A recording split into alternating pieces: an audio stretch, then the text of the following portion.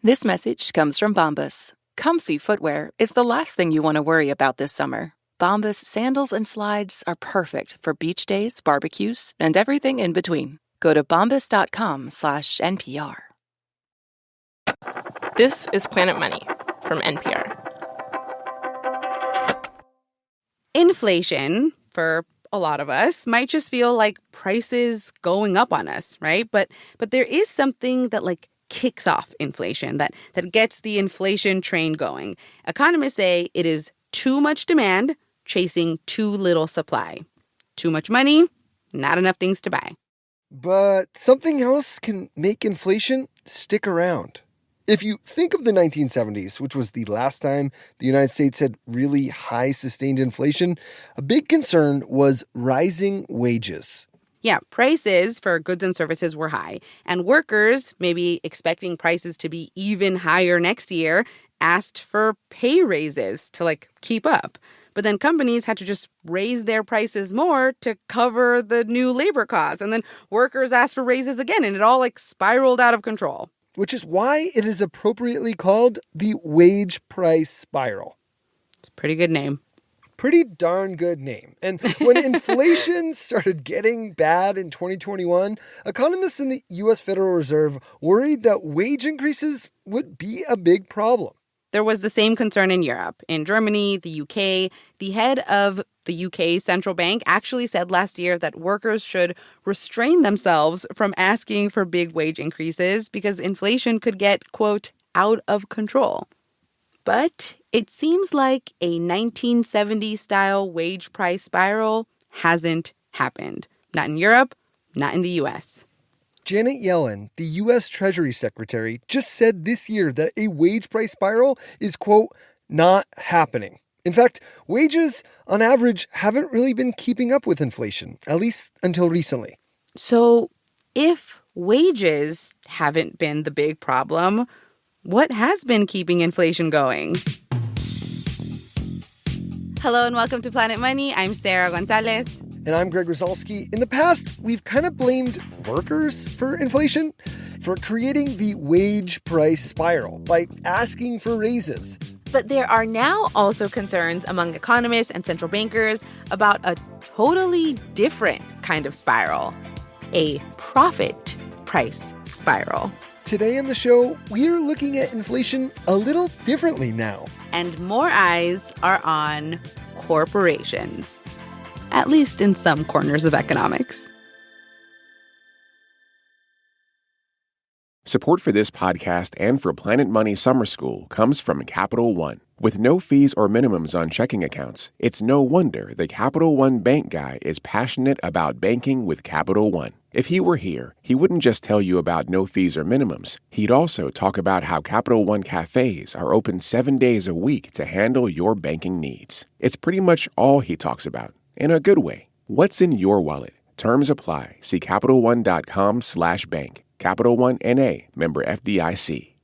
This message comes from Schwab. With the new Schwab Teen Investor Account, teens can gain hands-on investing experience. It's co-owned by you and your teen, so you can monitor the account while your teen learns how to invest and manage money. Learn more at schwab.com.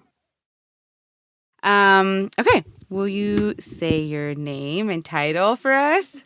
Okay. Isabella Weber, professor of economics at the University of Massachusetts, Amherst. Isabella is how I should say your first name. Yeah, I mean, I'm German, so it's a Spanish name. I don't know how to pronounce it anymore, to be honest.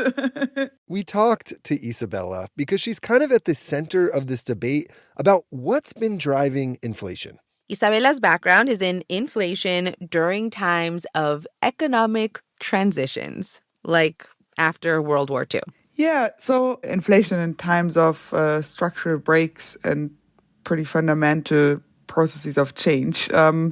So I had studied the transition from a war to a post-war economy. And Isabella says there is a formula for what causes inflation. And it's very simple. It's costs plus corporate profits. That's how you get inflation. Costs are wages, right? You know, like labor and what you have to spend on like raw materials and energy. And corporate profits are, well, profit. I mean, it's the money that companies make after covering their costs. So if labor costs increase because you have to pay workers more, you can get inflation. If corporate profits go up, you can get inflation. But in most of our lifetimes, corporate profits have never appeared to play like any big role in this equation. So when corporations started making a ton of profits during the pandemic, like record profits, all of these economists were kind of like, yeah, that's okay. It's not a problem. Corporations can make however much money they can get out of us. It's not like driving inflation or anything. Corporations always tried to raise prices whenever they could. Did the profit-maximizing behavior of firms suddenly take a jump up in 2021? I don't have any evidence that that's the case. I don't think inflation has anything much to do with gouging. Blaming inflation on greed is like blaming a plane crash on gravity. This greed or greedflation argument was dismissed pretty definitively by most economists, including Isabella. Firms have always been greedy, right? I mean, firms always want to pursue profits. That's what firms do. So I don't think that there has been a sudden increase in corporate greed. But the question is, when is a situation when they can hike prices and when is a situation where they cannot hike prices? Isabella says some of the economic forces that normally keep prices and profits in check can break down a little bit sometimes. Like when there are really severe bottlenecks, like the kind we had after World War II. When firms had to retool from producing tanks to producing cars, from producing guns to producing refrigerators and so on, so that you also had pretty severe bottlenecks. And in that kind of situation, firms reacted by increasing price in ways that increased their profits. So I had been studying that case. Isabella says really severe bottlenecks present opportunities for corporations to hike prices in ways that they can't hike prices in normal times. Because in normal times, there's a fear that raising your prices can make you lose customers. But when there are bottlenecks and shortages, Isabella says that competitive pressure, the fear of losing customers, becomes weaker. Because, she says, consumers expect prices to be higher in moments like this, so corporations can profit more. So if you look in the data for profit margins, then the last time the profit margins shot up was in 46, 47, right after the war. So in 2020, when the pandemic started and there were all of these supply chain issues because factories had shut down and people all of a sudden wanted to buy more stuff and there were those big shortages, Isabella was like, I think I know how this story is going to turn out. Already in 2020, we were starting to see first bottlenecks, right? And I was like, oh my God, this is kind of the same situation as the one that we were in right after the war. And I was kind of waiting for that thing to happen. I was waiting for prices to go up and profits to go up. So I wasn't surprised when inflation hit in 2021. If you remember, the leading theory was that this episode of inflation was going to be transitory, right? That it would all go away once the supply chain issues sorted themselves out. But Isabella was like, I'm not so sure. I was like, okay, now it's time for me to step in. She writes an op-ed in December of 2021. So I started the article off by saying there is an overlooked component in inflation, which is an explosion in corporate profit margins. And in this article, Isabella pointed out that mainstream and conservative economists after World War II all wrote a letter to the editor of the New York Times once in 1946, warning that really severe bottlenecks are a big problem for trying to contain inflation. The most prominent, most reputable representatives of the economics profession, people like Paul Samuelson. Oh, Paul Samuelson, who could forget him? He probably wrote the most popular economics textbook. Irving Fisher, who is an extremely conservative monetary theorist. Oh, Irving Fisher, who could forget? at the time, they were arguing that in the areas where you have very severe bottlenecks, you would need strategic, carefully selected price controls in order to prevent firms from hiking prices. My point was to say that this was what economists, when they were studying this kind of problem in a very active way, that this is what they came up with. And the reaction was pretty brutal. Pretty brutal? Yeah. What happened? Well, it was picked up on Twitter, and economists, including some very famous economists, thought that it was entirely absurd. I was being called names. I was being shamed for not being a real economist in an exam question of the University of Chicago.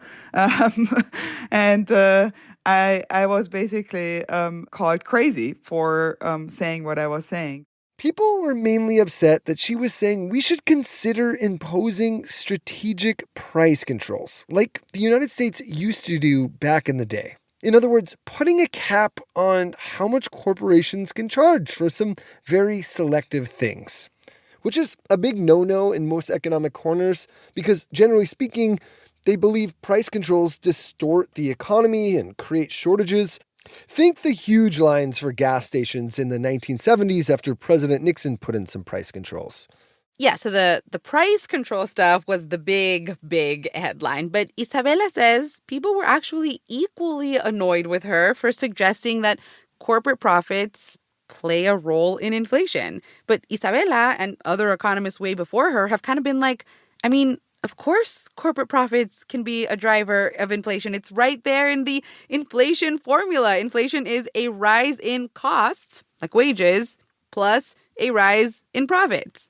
There is no reason why we could only have an inflation that is driven by wages. We could equally have an inflation that is driven by profits. We should say here that Isabela has a reputation for being an unorthodox thinker. An unorthodox thinker. But recently, a few people have joked to Isabela that she might be losing her reputation as an unorthodox thinker because now more and more studies and more economists are saying maybe we should start looking more at the profit side of the formula. I think it can tell us a few things. So, yeah, I think the discourse has shifted, but we haven't quite landed on a final conclusion yet. That's after the break.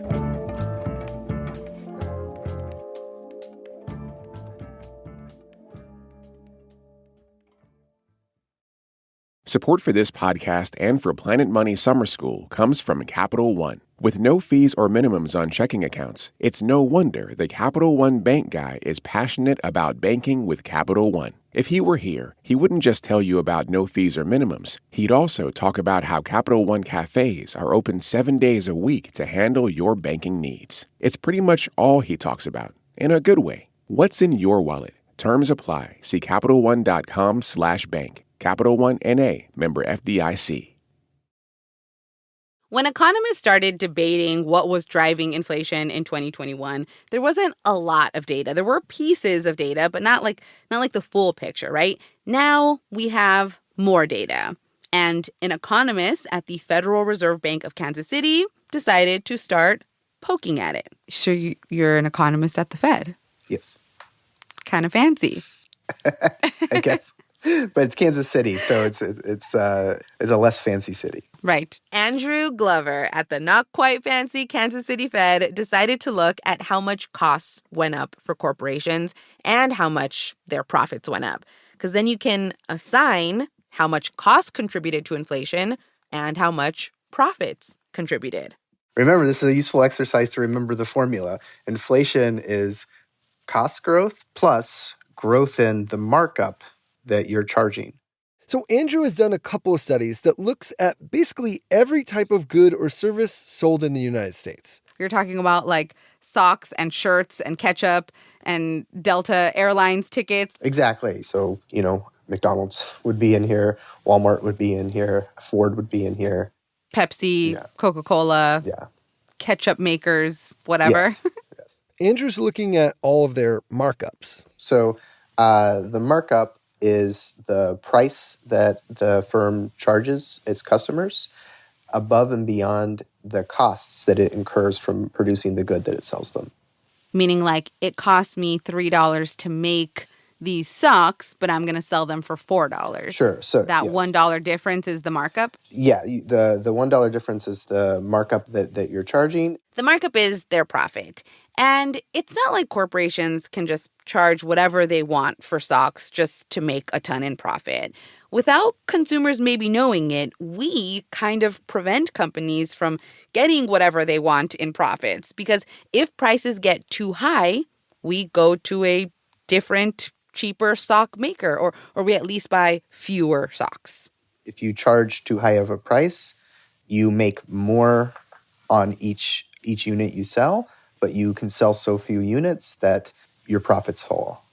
So then corporations are trying to find like the sweet spot. Like what is the perfect price that will allow me to sell as many socks as possible so that I get more profit? Yeah, you can think about like balancing a seesaw. But some economists, like Isabella in particular, say that when there are bottlenecks, the seesaw gets like a little tilted because companies think, okay, my competitor is raising prices because they actually are experiencing supply chain issues. I'm not, but no one will really know that, so I'm just going to raise my prices too. And when we, the consumers, hear of bottlenecks, we may tolerate higher prices than normal because we're like, yep, my favorite sock people can't get the cotton they need because of all those supply chain issues. It's a supply chain issue, yep. It's not their fault. Andrew's study does not back up this theory, but it does say something pretty major about the role of corporate profits. Will you read for me? It's on the second page, I believe, the sentence that starts, "We find evidence." We find evidence. Second page. Andrew whispers to himself a lot. One second. Mm-hmm. Yes, okay. We find evidence that markup growth was a major contributor to inflation in 2021. And keep going. Specifically, markups grew by... Specifically, the report said, corporate profit growth could account for more than half of 2021 inflation. Could account for more than half of 2021 inflation. Corporate profit growth accounted for nearly 60% of inflation, to be more precise. Normally, Andrew says it contributes less than a third. So this is about double. And this is kind of like, I don't know, this is a big finding, right? Yes, I mean, I think one of the things that we've discovered is that it may not have been as atypical as in just any given normal year.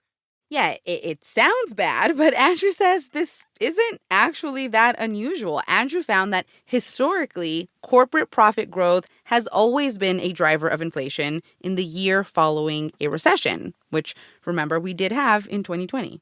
Yes, we see it in 2009. We see it in 2002, 1976. We see it in many years following a recession. Andrew thinks it's probably just that no one really looked at the profit side of things before because in the past, inflation has been low. So no one really cared how much corporate profits contributed to almost no inflation. So, okay, Andrew is saying prices did not go up because costs went up. He's saying corporations pocketed more. They raked in more profits.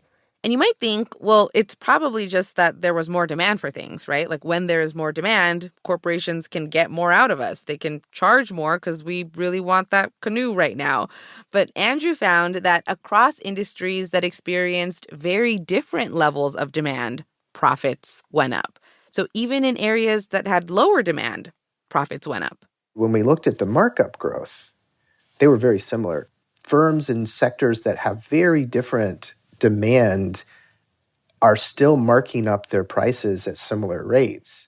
Andrew does not think this is proof companies were just using inflation as an excuse to gouge consumers or something. He thinks companies likely raised their prices, not because their costs went up in 2021, because they did not really, but because they were anticipating that their costs would go up a lot in 2022. He suspects companies were all getting similar signals, from their suppliers or something, that some future order would cost more. And we should say, their costs did end up going up a year later in 2022, but companies still made record profits that year, despite those higher costs. So, okay, the corporations anticipated higher costs, so they raised their prices, and they raised them so much that they made way more profit than what their costs actually were, to the point that they were making record profits, a lot of corporations. So they over-anticipated how much costs would go up. More whispering. Like, isn't that why their profit is so much more than their cost? Because they like overshot it? How to say it? Andrew is very careful about how he says things. What is fair to say is that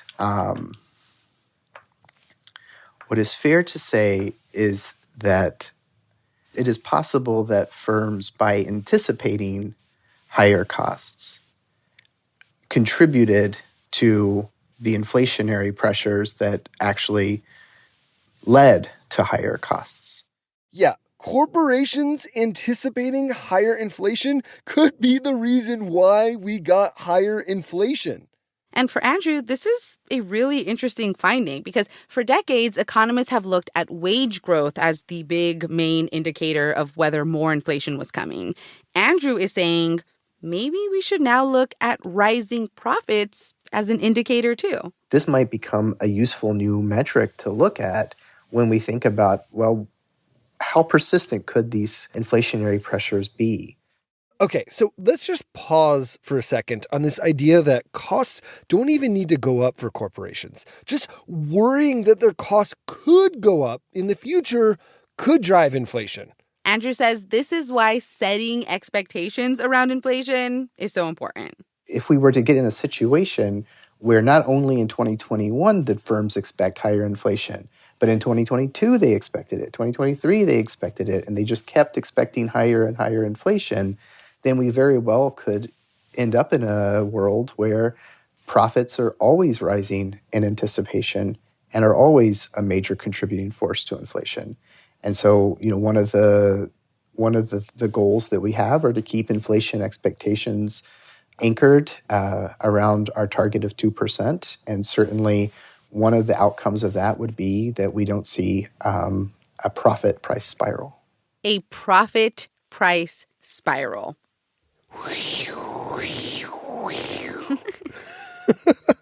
So not a wage price spiral, but a profit price spiral, or a price spiral. A price spiral is when corporations raise prices by more than the increase in their costs. And here's how Andrew says things could spiral out of control. Let's say a corporation, like a tire maker, expects costs to go up. So they raise prices in order to keep the same profits that they used to have, right? But then the next corporation, like a car maker, is like, okay, well, I have to buy tires, so I'm going to raise my prices too so that my profits don't drop. And it all spirals like that. The price spiral is a new phrase. I mean, this is the hottest thing in town, people. The price spiral.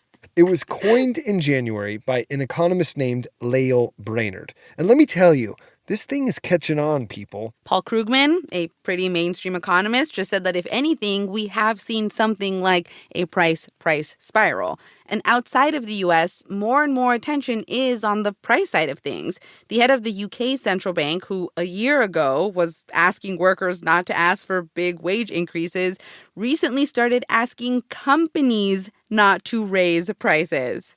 Now we're seeing central banks in Europe and the UK sort of shifting and saying, no, corporations, please lower your prices. We really expect inflation to drop sharply this year. Just please don't raise your prices more because that's contributing to inflation. So it feels like the focus has shifted on the wage earners to the corporations. Right. And in some ways, I think asking nicely, in the same way that asking workers not to request higher wages is I don't know that many people would listen if I told you don't ask for a higher wage. I don't know that just asking is really is going to be very effective.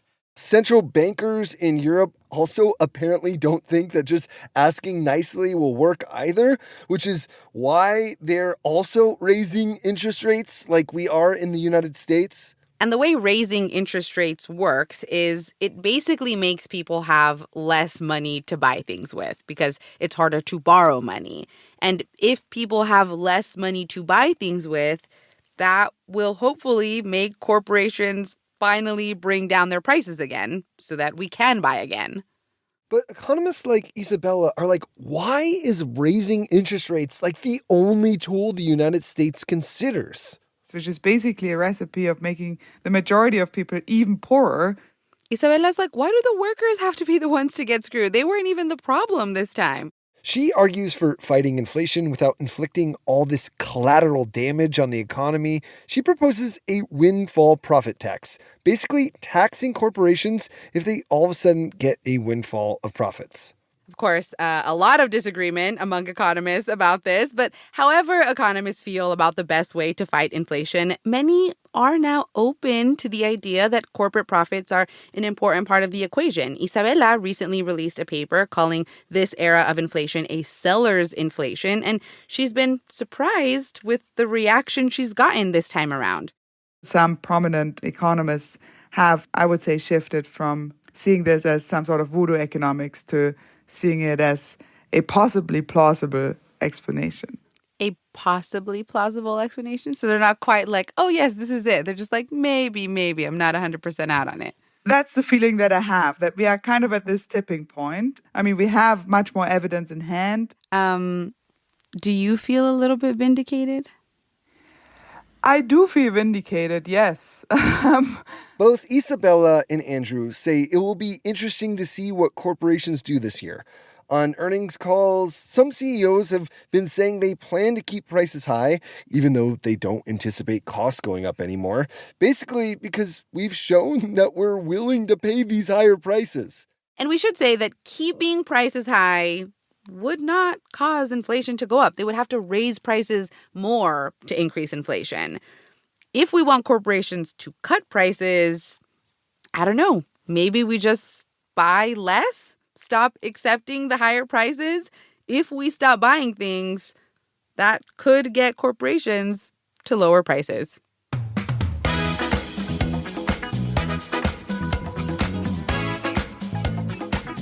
Today's show was produced by Sam Yellowhorse Kessler and engineered by Catherine Silva with help from Josh Newell. It was fact-checked by Sierra Juarez and edited by Jess Jang. Special thanks to economist Hal Singer. I'm Sarah Gonzalez. And I'm Greg Rusalski. This is NPR. Thanks for listening.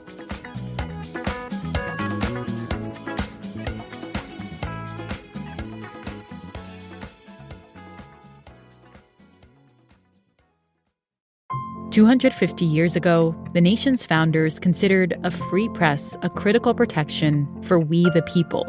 Today, the NPR network proudly upholds your First Amendment rights with reporting accountable only to you. It's something we protect together. Power a truly independent press. Support the NPR network at plus.npr.org. Every story from Shortwave NPR Science Podcast starts with a question. Like, why do we have nightmares? How does AI affect my energy bill? At NPR, we are here for your right to be curious about the world around you. Follow Shortwave wherever you get your podcasts, because the more you ask, the more interesting the world gets.